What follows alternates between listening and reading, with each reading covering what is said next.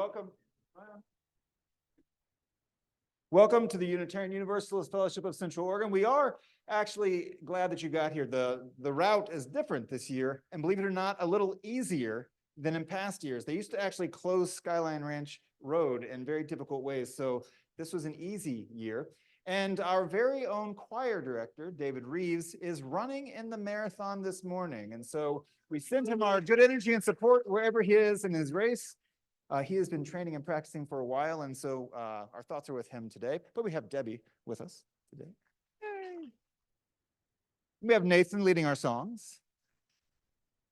And we have become accustomed to solid music here every single week in our cycle of a guest musician or band on the first Sunday, and then the choir on our second Sunday, and then our house band on the third Sunday, and then our choir again on the fourth Sunday, and then who knows if there's a fifth Sunday.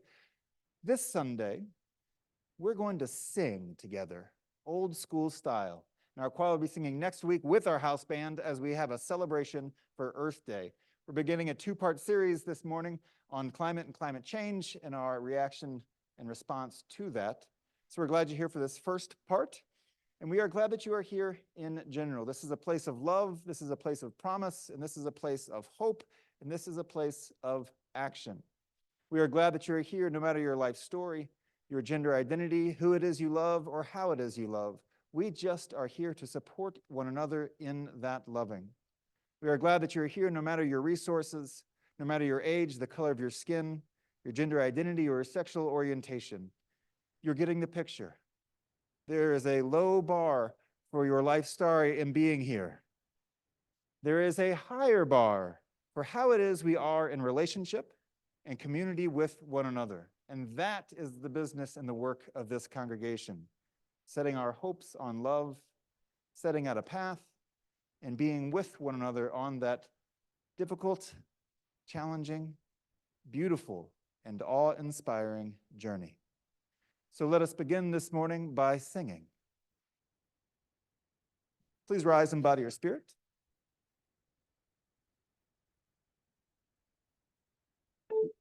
Sing our opening hymn, Touch the Earth and Reach the Sky.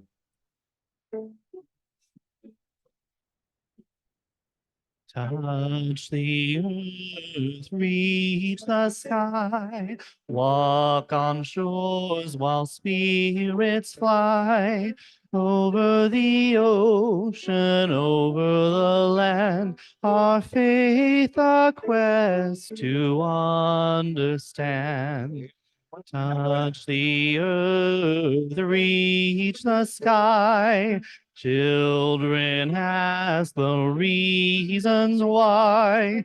In our lives the answers show, and by our love they learn and grow. Touch the earth, reach the sky. All are born and all shall die. Life's the time left in between to follow a star, to build a dream. Touch the earth, reach the sky, hug the laughter, feel the cry. May we see where we can give, for this is what it means to live.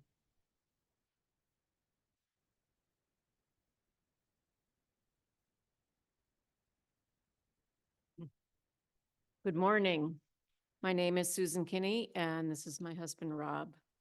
Our chalice lighting words today come from Lynn Harrison. Committed to respond to the call of a wounded world, we join together this day with loving hearts, hands, and minds, embracing the interconnected web of water, air, and earth. We light a fire of sustaining hope, ever bright with love and justice. May we bring forth this day new wisdom, strength, and courage to create a new world, not of wealth, but of well-being. a world of new peace and abundance for all. As we give thanks for this earth, our shared and singular home, may we dedicate ourselves to its ongoing care, rising to the calls deep within us and all around us. May we respond today and always with courage and with love. Rise in body or spirit as we sing together, Spirit of Life.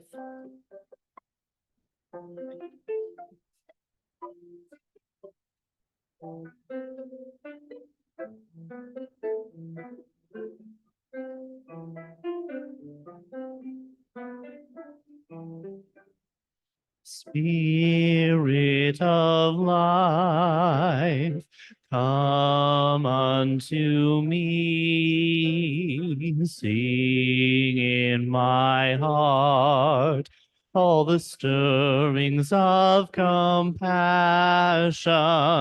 Blow in the wind, rise in the sea. Move in the hand, giving life the shape of justice. Roots hold me close, wings set me free. Spirit of life, come to me, come to me.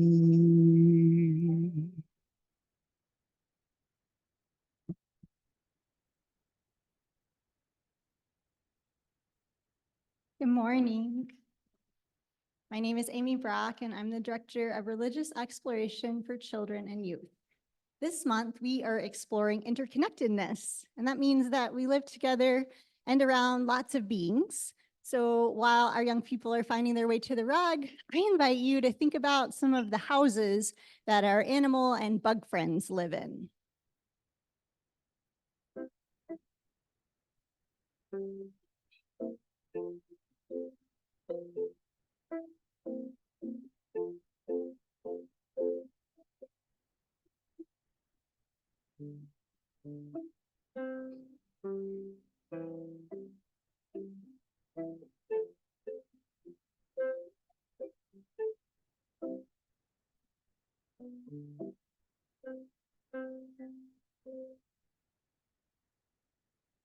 Did anybody think of a really cool house that an animal or a bug friend lives in? What about like termites? Where do termites live? Mounds. Termites live in mounds made of dirt. Yeah, and sometimes they live in houses, I think, people's houses. Yeah. Any other cool things? Beehives. Yeah. Mason beehives? Ooh, cool. But bear caves. Yeah. So many cool animal houses. We're going to explore a really interesting animal house today in our story. And it's called the Cactus Hotel. I know, it's really interesting. We're going to learn about it. On a hot, dry day in the desert, a bright red fruit falls from a tall cactus. Plop! It splits apart on the sandy floor, and 2,000 black seeds glisten in the sunlight. When the air cools in the evening, an old pack rat comes out and it eats the juicy fruit. Then it skitters across the sand. A seed left clinging to its whiskers falls under a tree. It is a good spot for a seed to drop. A spotted ground squirrel looking for something to eat didn't see it. And a house finch that was chirping high also didn't see it, so it was safe. And after many dry days, a heavy rain started to fall in the desert. And soon, a young little cactus started to sprout up from the ground. Slowly, slowly, slowly, that little cactus started to grow. The big cactus protects it from the hot summer sun and the cold winter nights. After 10 years, a cactus grows to be about 4 inches high. It's just big enough for desert ants to climb on its spiny sides. After a rainstorm, when the desert blooms with color, The cactus pulls in water with its roots and it starts to grow. A young rat stops to drink the water that drips off the tree. And then she scurries off, looking for a dry place to make her nest. When there is no rain, the cactus uses up the water that it's stored inside, and it looks really thin. But then it loses its tiny leaves, and there is always some shade for the cactus below. After 25 years, a cactus is about 2 feet tall, and a jackrabbit can cool off beside it. But when a coyote moves in the distance, the jackrabbit moves quickly and disappears into a hole. After 50 years, a cactus stands to be about 10 feet tall, and it looks straight and strong beside the little cactus that grew next to it. And for the first time, brilliant white and yellow flowers start to grow out the top of the cactus. And every spring from then on, flowers will open for one night only, and then they will close in the heat of the day. They're like a welcoming signal across the desert. At different times of day and night, birds and bees and bats come to drink the nectar from the flowers.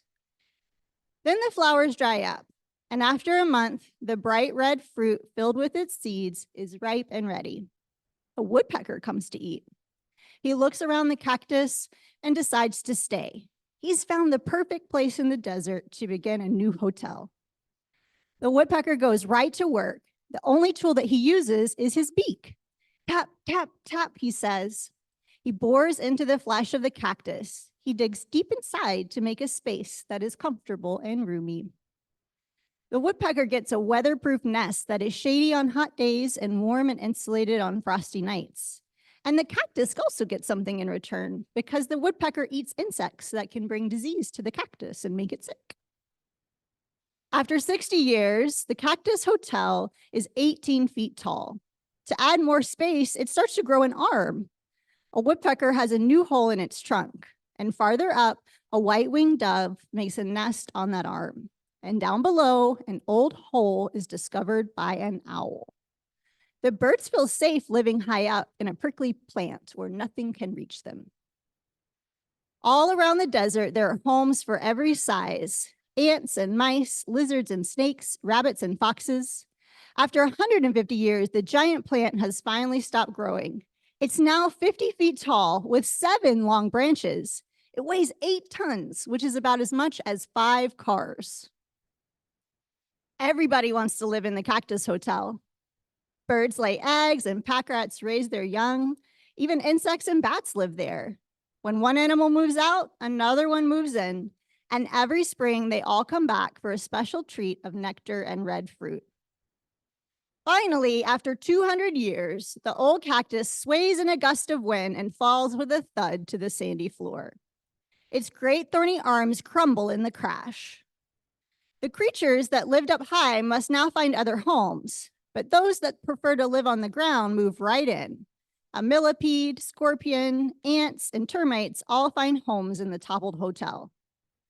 After many months, all that remains are the wooden ribs that supported the cactus while it stood tall. A colored lizard dashes over the top looking for insects, and a ground snake huddles below in the shade. All around the forest of cacti, it's slowly growing in the desert, whole forest of them. And some of the cactuses will survive long enough to also become cactus hotels. If you lived in a cactus hotel, what kind of animal do you think you would be?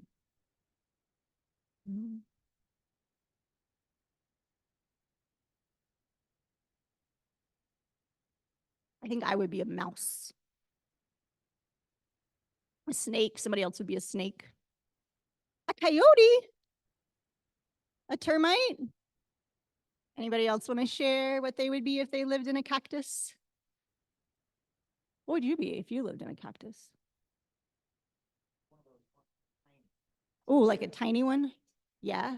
Do you think you'd be a bug or an animal? Definitely a bug? Okay, cool. All right. We're going to explore interconnectedness and interdependence more in our RE classes today. Are the grown-ups going to talk about that too? The grown-ups are going to talk about that too. But before we go, we need to say our children's covenant. So let's do that together. In this place, I am kind. In this place, I am loving. In this place, I am a friend to the earth and all animals and people. In this place, I am loved.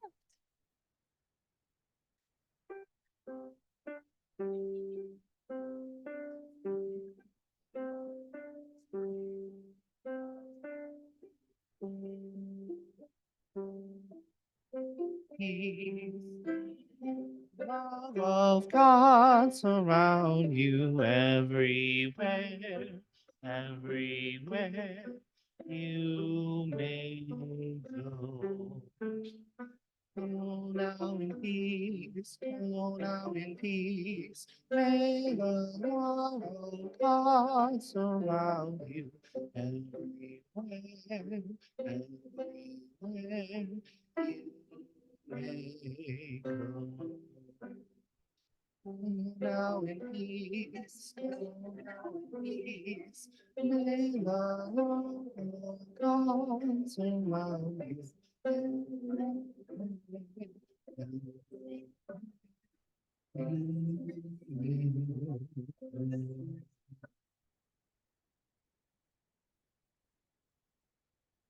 Good morning. I'm Chayla Sloper, the Congregational Life Facilitator, and I have today's announcements and some brief reports.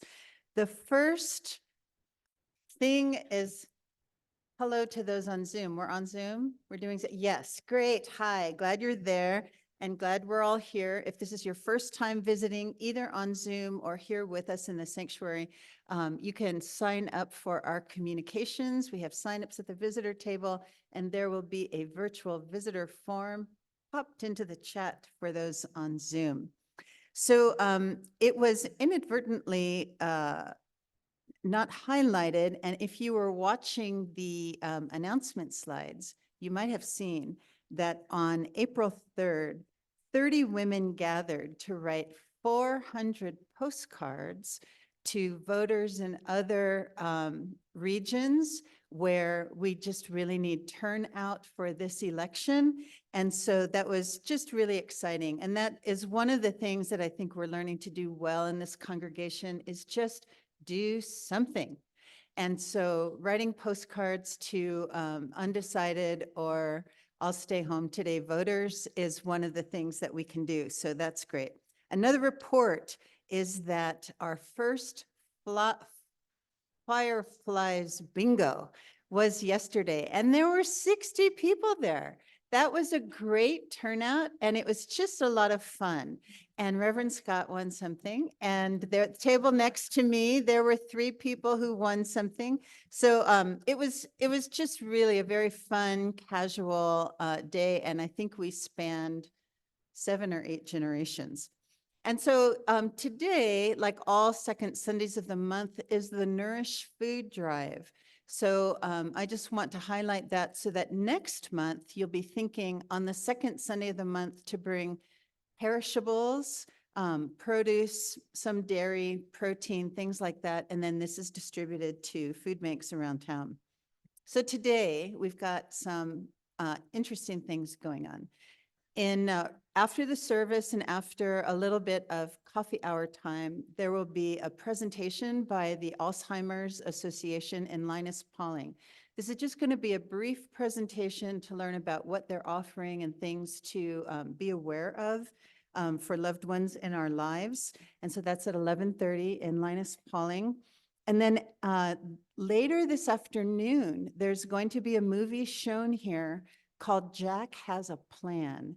And so this is being co-sponsored by us and Pastoral Care Team, and also Bend Film and the Peaceful Presence Project that is looking at kind of helping us deal with death in many of its forms.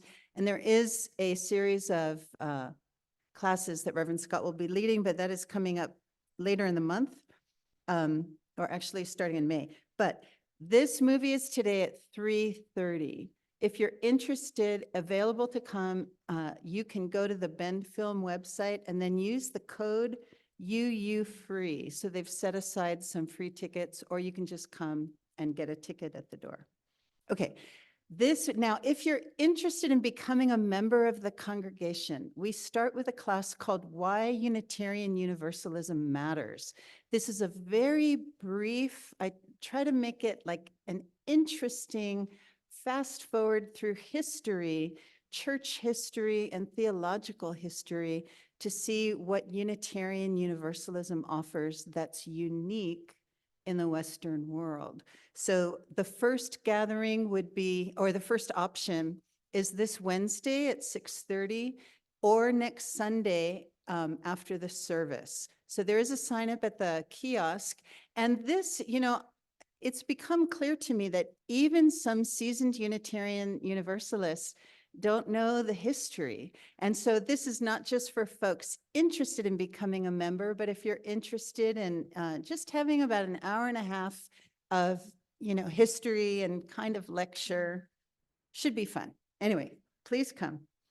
This Friday is finally, if it doesn't snow, I don't think it's going to snow.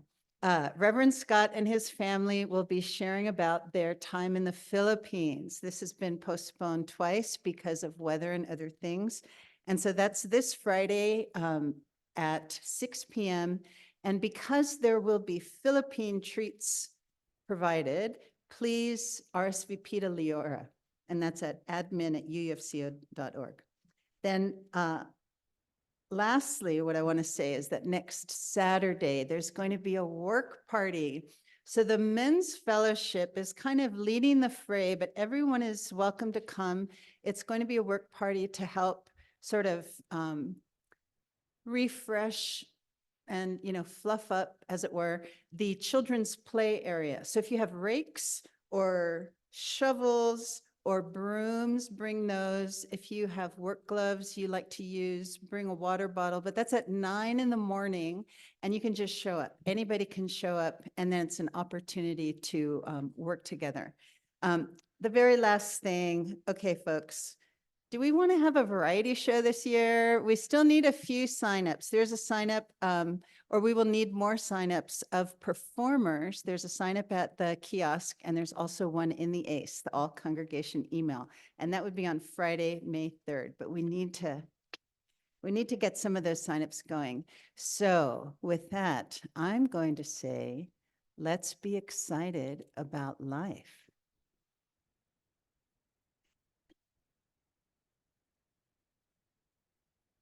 Even though that we know that climate change is causing peril in our world, it does seem sometimes that the world does take care of itself no matter.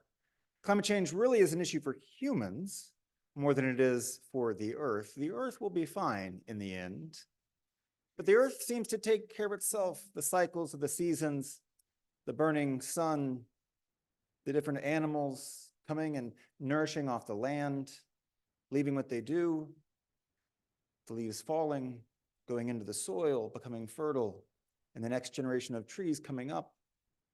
The earth seems to take care of itself and it just magically happens.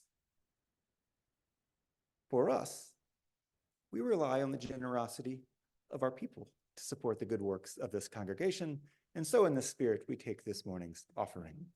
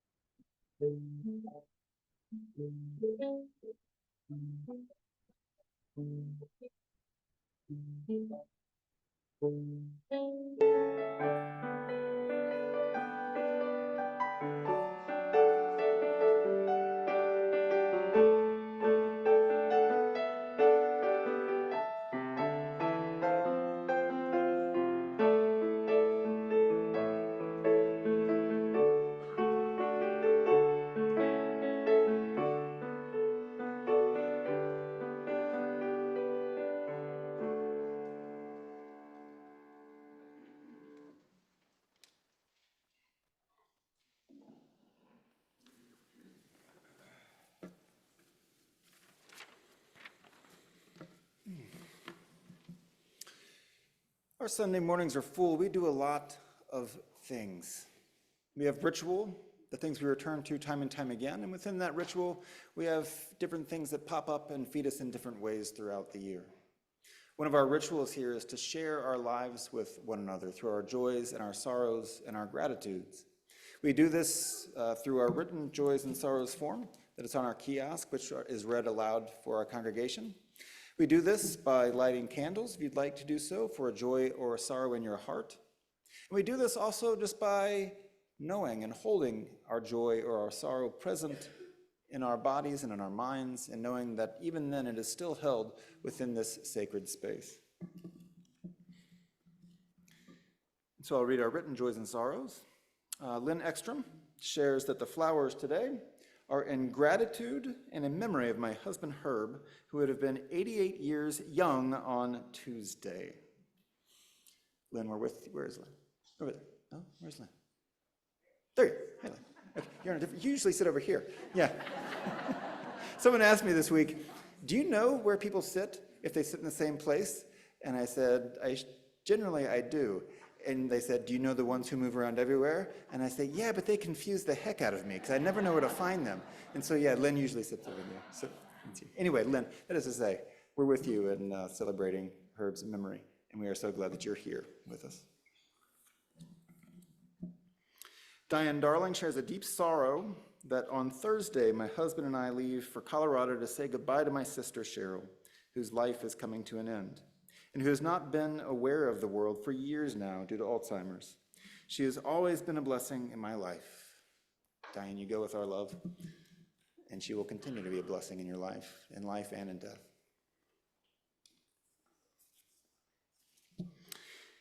And Jamie Rose McNeil shares, it is a joy sitting back here in the sanctuary this morning. Special thanks and gratitude for the wonderful UUFCO friends who have shown me such kindness and support during my recovery process. I love and appreciate you. Jamie Rose, we're so glad that you're back here with us.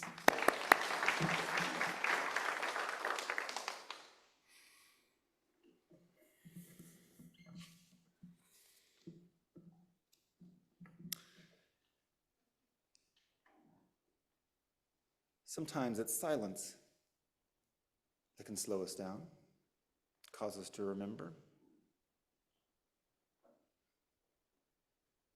Sometimes it's our breath. When we remember that we do breathe, we breathe together. We're reminded of life and shared life. I'm going to read two short pieces for our spoken prayer today, followed by a time of sweet shared silent meditation. The first is from Connection to the Land by Enrique Solomon.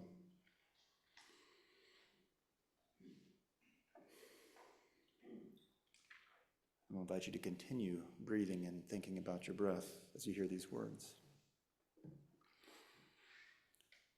To all cultures, beliefs form and explain the human relationship to nature.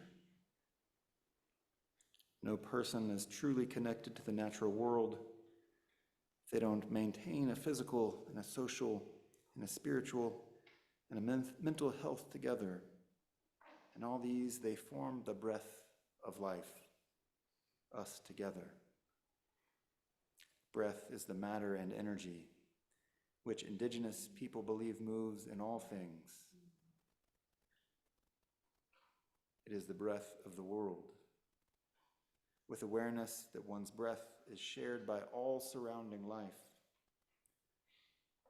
that one's emergence into this world was possibly caused by some of the life forms around one's environment, and that one is responsible for its mutual survival. It becomes apparent that it is related to you, that it shares a kinship with you, with all humans, as does a family or a tribe. This breath, a reciprocal relationship, has been fostered with the realization that humans affect nature and nature affects humans.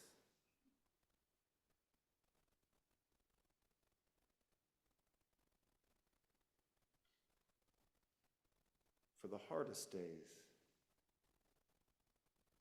by Clint Smith. Some evenings, after days when the world feels like it has poured out all its despair onto me, when I am awash with the burdens that rest atop my body like a burlap of jostling shadows, I find a place to watch the sunset. I dig my feet into a soil that has rebirthed itself 1,000,000 times over. I listen to the sound of leaves as they decide whether or not it is time to descend from their branches. It is hard to describe the comfort one feels in sitting with something you trust will always be there, something you can count on to remain familiar when all else seems awry. How remarkable it is to know that so many have watched the same sunset before you, how the wind can carry pollen and drop it somewhere it has never been, how the leaves have always become the soil, that then become the leaves again, how maybe we are not so different than the leaves, how maybe we are always also being reborn to be something more than we once were, how maybe that's what waking up each morning is, a reminder that we are born of the same atoms of every plant and bird and mountain and ocean around us.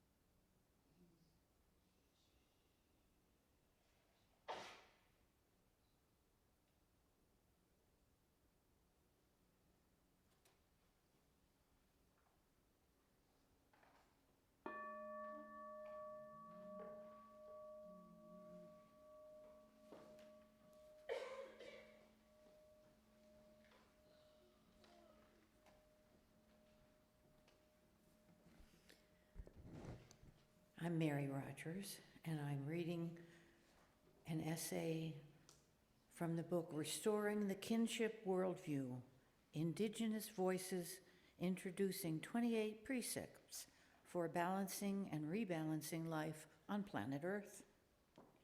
This is by Four Arrows and Darcy Navarez. The Raramuri view themselves as an integral part of life and a place within which they live. There is among the Raramuri a concept called Igiwara, which encompasses many ideas and ways of thinking unique to the place with which the Raramuri live. Rituals and ceremonies, the language, and therefore Raramuri thought are influenced by land, animal, winds, and the country in which they live. Igiwara is the total interconnectedness and integration of all life in the Sierra Madres, physical and spiritual. To say Igiwara to a Raramuri calls on that person to realize life in all of its forms. The person recalls the beginning of the Raramuri life, origin and relationships to animals, plants, the place of nurturing, and the entities with which the Raramuri look for guidance. The natural world, therefore, is not one of wonder, but of familiarity. The human niche is only one of a myriad of united niches that work together to continue the process of Igiwara. If one aspect of the lasso is removed, the integrity of the circle is threatened, and all other aspects are weakened. A certain attachment results from knowing that some of your relatives are the life forms that share your place with you. This belief influences one's sense of identity and thought and language. Indigenous people believe that they live interdependently with all forms of life. Their spiritual, physical, social, and mental health depend on the ability to live harmoniously with the natural world. Indigenous identity, language, land base, belief, and history are personifications of a culture that regulate and manifest the health of the human as well as the natural world. It is understood that a person who harms the natural world also harms themselves.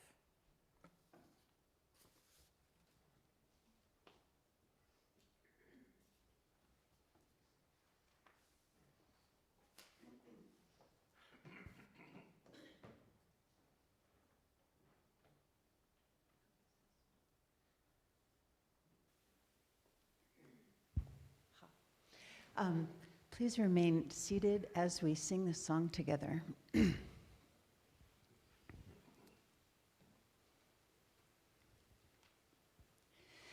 There are more waters rising, this I know, this I know. There are more waters rising, this I know.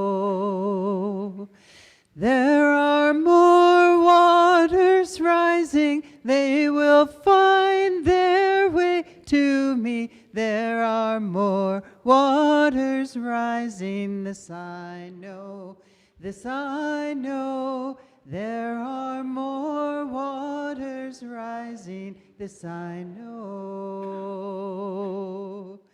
There are more fires burning, this I know, this I know. There are more fires burning, this I know.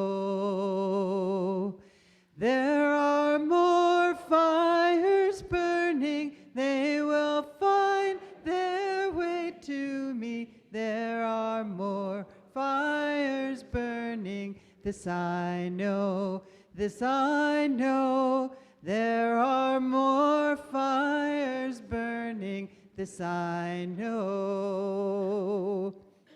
There are more mountains falling, this I know, this I know. There are more mountains falling, this I know. There are more mountains falling, they will find their way to me. There are more mountains falling, this I know, this I know. There are more mountains falling, this I know. I will wade through the waters, this I know, this I know. I will wade through the waters, this I know. I will wade through the waters when they find their way to me. I will wade through the waters, this I know, this I know. I will wade through the waters, this I know. I will walk through the fires, this I know, this I know. I will walk through the fires, this I know.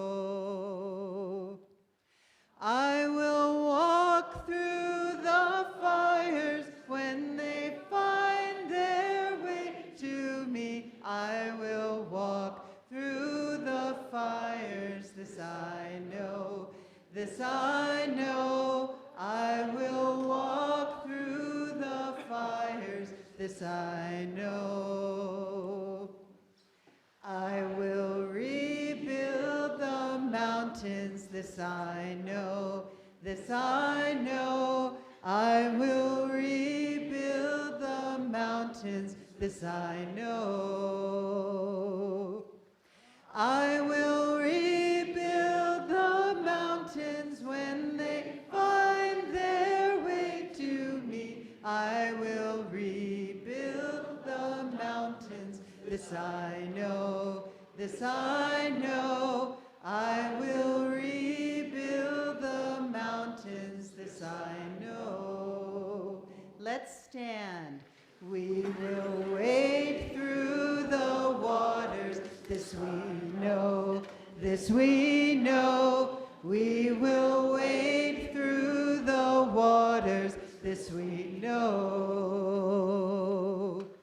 We will wade through the waters when they find their way to us. We will wade through the waters, this we know, this we know. We will wade through the waters, this we know.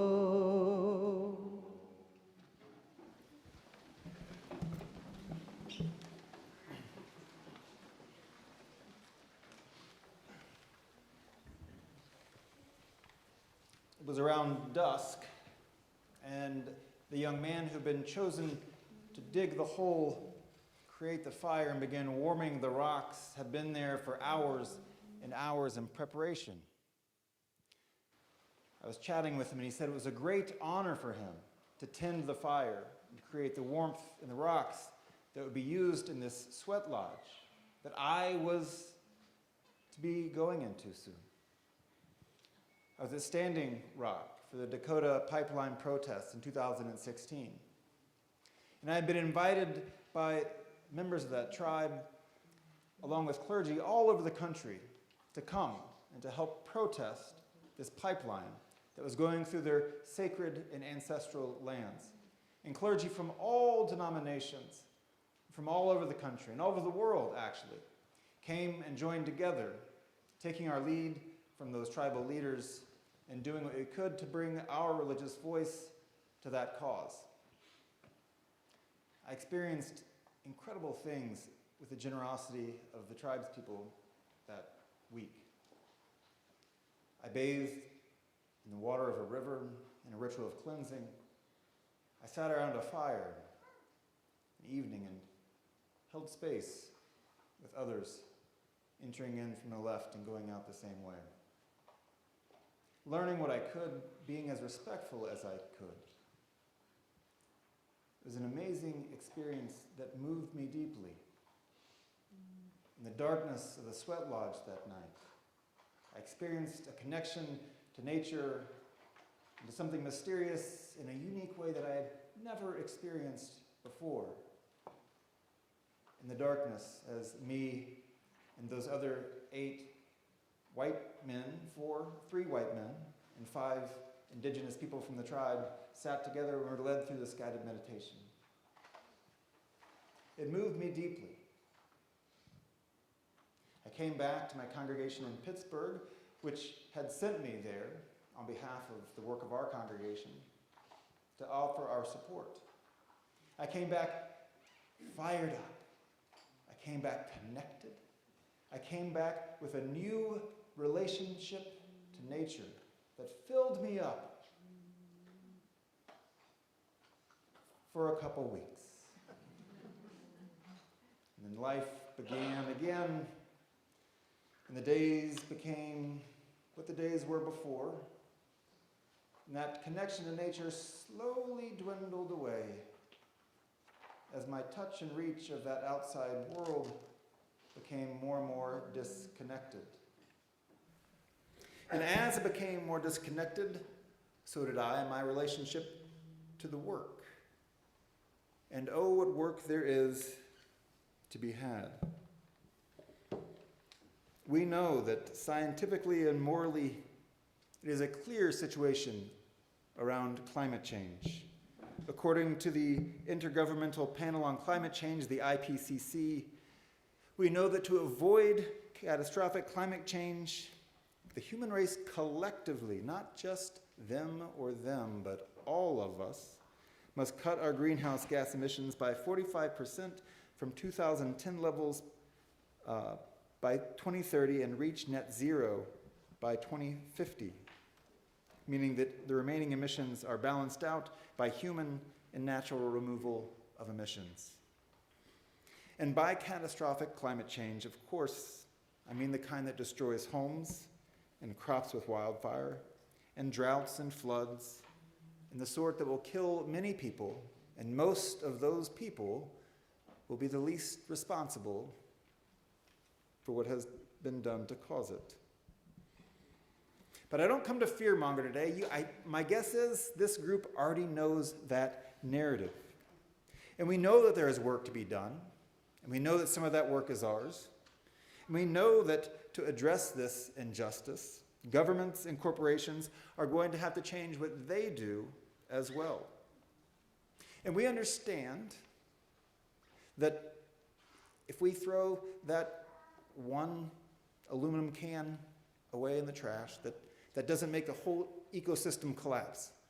We know that there is a large responsibility on these governments and corporations, and that part of our work is to try and impact that.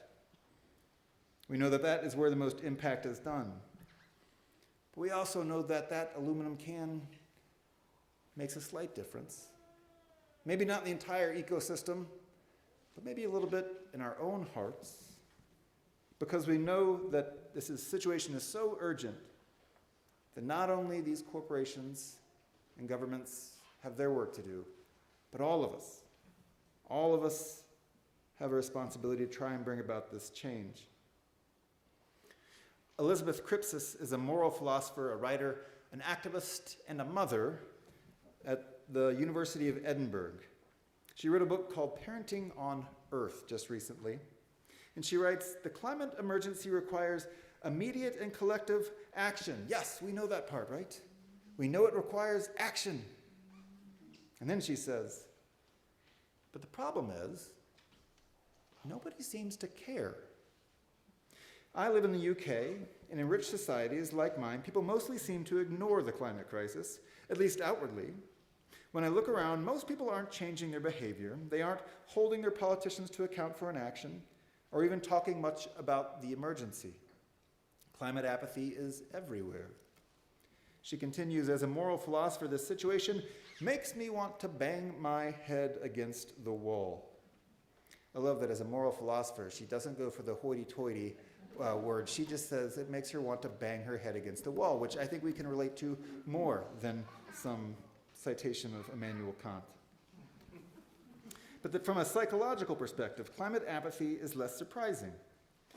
the way we live now, individuals are predisposed to weigh short-term gains more heavily than future ones.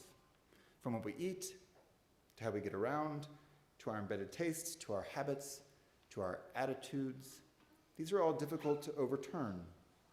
When these clash with inconvenient truths like climate change, the easier option is to ignore the facts.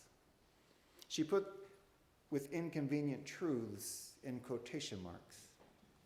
I can only imagine that's because she's remembering Al Gore's movie, An Inconvenient Truth, which, as we recall, happened a long, long time ago, with a stark warning. And we didn't fix the problem, even though it was a fine documentary, wasn't it? We are, at our core, imitators, says the psychologist Pereskin Stenoks in his book, What We Think About When We Try Not to Think About Global Warming. He says if our friends and colleagues don't change their lifestyles, it's less likely that we will. If they don't challenge irresponsible climate policies, we probably won't either. And I do this, of course, too. My guess is we all do this to some degree. We swim in waters that are around us, and things get normalized. And yet, each of us has a response in some way, a belief about climate change, what might happen, and what our responsibility is to it.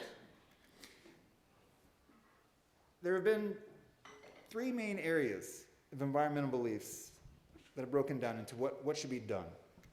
This is interesting. It's technocentric, anthropocentric, and ecocentric.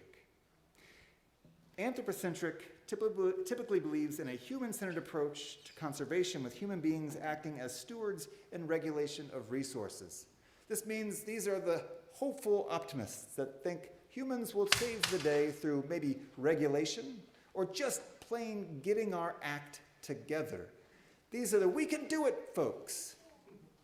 Optimists, right? And then there are the technocentric people who believe in the necessity that mother is the necessity of invention, and that humans' technological advancements will eventually solve our problems of resource depletion. Don't worry, we have AI now, folks. All will be well in the future. Scientific analysis is what we need. And ecocentrics believe that humans are only a small part of the Earth system, and that we should just try and minimize our disturbance of the natural world.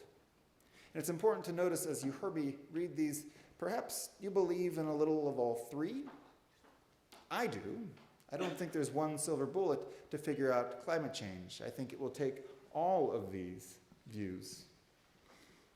There are many ways to address it, many ways to find solutions, many things to be done. There are tangible and practical actions. If you come next week for the second part of this series, our environmental justice team is going to be exploring some of those, as well as the history of Earth Day, what it is that pulls us together, and what we can actually do. But before we do, I'm going to suggest that we go inside for some grounding. That all the doing perhaps doesn't keep doing because it's not spiritually grounded within us. Perhaps we need to rethink the whole thing, our worldview. That's what the authors Four Arrows and Darcia Navarez suggest in their book, Restoring the Kinship Worldview. Indigenous Voices introduce 28 precepts for rebalancing life on planet Earth. It's a fascinating book with 28 essays from Indigenous Voices, then commented on by these two scholars. They say we've selected speeches and writings from Indigenous leaders that reflect an Indigenous worldview, these precepts that are rooted in ancestral human nature and the collective unconscious we share. It's a fascinating look. This book was shared with me by Mary Rogers, who read our reading earlier from this book, one of the essays. Mary purchased the auction sermon last year, and she was reading this book, and she was looking at these Indigenous ideas, being inspired by them. And as she read through them, she thought, not only are these good ideas, These are some of the things that you aspire to. These are some of the things that we might not do perfectly, but we aim for. Some of the essays are recognition of spiritual energy in nature, non-hierarchical society, understanding and embracing death and dying. It's a small pitch for our series that we'll be having in May on understanding and embracing death and dying. Respect for gender role fluidity, generosity as a way of life, humor as essential, conflict resolution as a return to community, laws of nature as highest rules for living. Certainly these are ideas that us Unitarian Universalists might find ourselves in agreement with. And other of these are more challenging. All of them are more challenging because they deal with our spiritual nature and our spiritual grounding. What's interesting, though, that for most of us who are grounded in Western culture, we come to these ideas from the outside, trying to take them in. The idea of a non-hierarchical society. The indigenous folks start from the inside out, and this is the expression of their worldview. And that is the suggestion of the authors. They suggest in shifting our worldview that it's a concept whose time has come, and increasingly its appearance on the contemporary climate change and global sustainability world is exactly what we need. It's important to understand in their work that this idea of worldview, of changing our worldview, it's not interchangeable with concepts simply just as your ideology or paradigm shift or your religion or discourse. Although these concepts do emerge from a worldview, the source of our belief and behaviors, they say that shifting your worldview, which has to fundamentally be a spiritual task, goes deeper than culture, religion, or philosophy, all of which are fueled by the underlying assumptions that we already have. And so they suggest that we adopt the idea that there are only two observable essential forms or assumptions. There are only two observable worldviews to choose from today. One has us as creatures that are intrinsically part of nature, physically and spiritually. The other has us separated from nature, physically and spiritually. Now they understand that dualistic thinking is problematic, but they say it's a helpful paradigm for us to think in. Simply put, they say, we believe that the original indigenous understanding of the world offers the most crucial way to rebalance life systems and to show us how to live with fullness and appreciate the wonder and gift of Mother Earth, no matter how great the challenges. The one article that struck me the most was Connecting the Land by Enrique Solomon, from which Mary read earlier. If you wonder what to do or where to begin this gigantic task of your part of engaging climate change, how you sustain it, the suggestion is to begin with your own relationship to nature, to land and to water and to sky, to touch the earth, to reach the sky right around you. This land, your land, Central Oregon, that was never actually yours, even if you own property. There is a present moment here in Central Oregon to be alive to. There's a history of the Wasco, Warm Springs, and Paiute people who came before, to understand that we belong to the land and are stewards rather than owners. Margaret Atwood writes in her poem, The Moment when after many years of hard work and long voyage you stand in the center of your room or house, half acre, square mile, island, country, knowing at last how you got there and say, I own this. This is the same moment when the trees unloose their soft arms from around you. The birds take back their language. The cliffs fissure and collapse. The air moves back from you like a wave and you can't breathe. No, they whisper.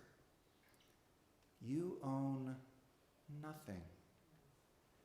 You are a visitor, time after time, climbing the hill, planting the flag, and proclaiming, we never belonged to you. You never found us. It has always been the other way around. I want to be whispered to by nature. I want nature to wrap itself around me. I want this experience. But how to do so? When it can seem so flittering away, as it did for me when I came back from that profound experience with the indigenous people of that tribe at Standing Rock. What happened? What happened to me? Where did it go? How did I just simply begin getting into my car again at the middle of the day, at the beginning of the day, driving to the church, doing the work, coming home for dinner, going to bed, putting the kids to bed, falling into bed, waking up in the morning, rinse and repeat. What happened? How much closer did I feel to the earth, to humans, to struggle in the connection than even do I do now? And how much more connected do I feel to the earth, to humans, to struggle and to connection after I go on a hike, after I walk outside, after I go camping? We do it for our mental health, connect with nature, for stress relief, but I suggest that it's one of the most profound things we can do for our spiritual life and that sense of connection. And in turn, it's one of the most profound things we can do for our motivation to work for the earth, to work for nature, our sacred connection. Tree huggers get a bad rap, don't they? When we started calling hippies dirty tree huggers, everyone got scared to hug trees, to touch trees. I'm going to suggest maybe you don't have to go hug a tree, but I'll invite you to touch a tree today. Calm down. Remember that reading about breaths and how we are all connected. Trees breathe. You breathe in a reciprocal way. It sounds so simple, and perhaps it is. But Robin Wall Kimmerer reminds us that action on behalf of life transforms. We have felt that. Action on behalf of life transforms because the relationship between the self and the world is reciprocal. It is not a question of first getting enlightened or saved and then acting, but rather as we work to heal the earth heals us. Having sat with these thoughts all week, this morning I opened up my door just after dawn. I walked outside, and the smell of rain, because it rained a lot last night, the smell of rain and pine filled my nose and my body. The cool air was around me, and I could feel it. The birds were chirping and flying. An owl hooted. These few, just gigantic ponderosa pines towered above, and I was grateful for them. I could feel the cool stone of my porch under my feet. And it felt different.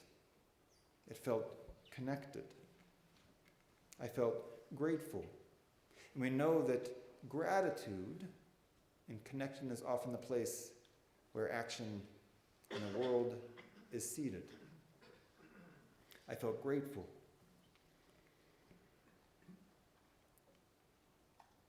There's a poem, Thank You, by Ross Gay, that I'll close with. He says, thank you. If you find yourself half naked and barefoot in the frosty grass, hearing again the earth's great sonorous moan, you are the air of the now and gone that says, all you love will return to dust and will meet you there. Do not raise your fist. Do not raise your small voice against it.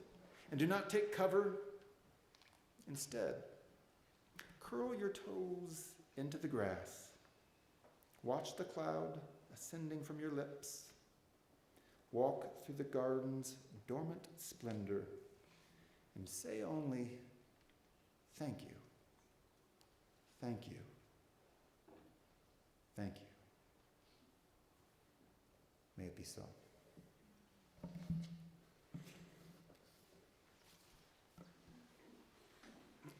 Will you please rise in body or singing and or spirit as we sing or dance or feel or sway to our closing hymn, For the Earth Forever Turning.